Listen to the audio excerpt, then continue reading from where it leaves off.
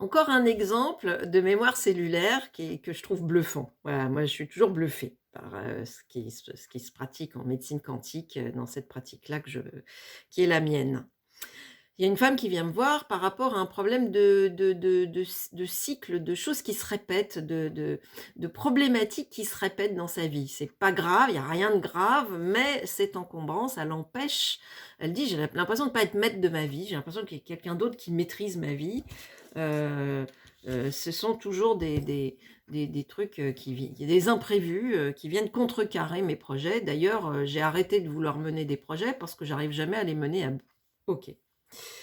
Première chose qui nous intéresse, c'est l'objectif. Et l'objectif qui ressort, il parle d'instaurer un climat de confiance. J'instaure un climat de confiance. OK. Et on démarre notre séance au temps présent. Donc je regarde dans la base de données, quelles sont les informations qui bug. Et une des premières informations qui bug, c'est: j'accueille mes émotions, même celles reliées à des émotions difficiles de mon passé. Et là, je me dis: «OK», je lui demande s'il y a eu des émotions difficiles dans son passé, des événements, pardon, voilà, même, des événements difficiles de son passé. Elle me dit: «Bah, pas particulièrement, tout le monde a eu des événements plus ou moins douloureux dans son passé», mais quand on a cette info en kinésio, en séance, on peut supposer que ce soit un événement extrêmement douloureux, extrêmement difficile. Et je lui dis: «À mon avis, c'est pas un événement difficile de votre passé à vous, mais de votre passé familial, d'une mémoire transgénérationnelle». Et effectivement, à ce moment-là, je suis amenée à monter l'arbre généalogique et j'arrive à un arrière-grand-père. Et je lui demande si elle connaît cet arrière-grand-père, si elle connaît des choses sur lui. Elle me dit: «Non, pas du tout».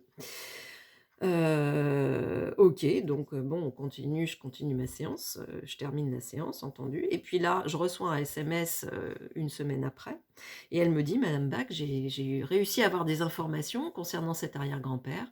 Eh bien, figurez-vous qu'à 11 ans, à l'âge de 11 ans, il a été pupille de la nation suite au décès de ses parents pendant la guerre de 14». Voilà.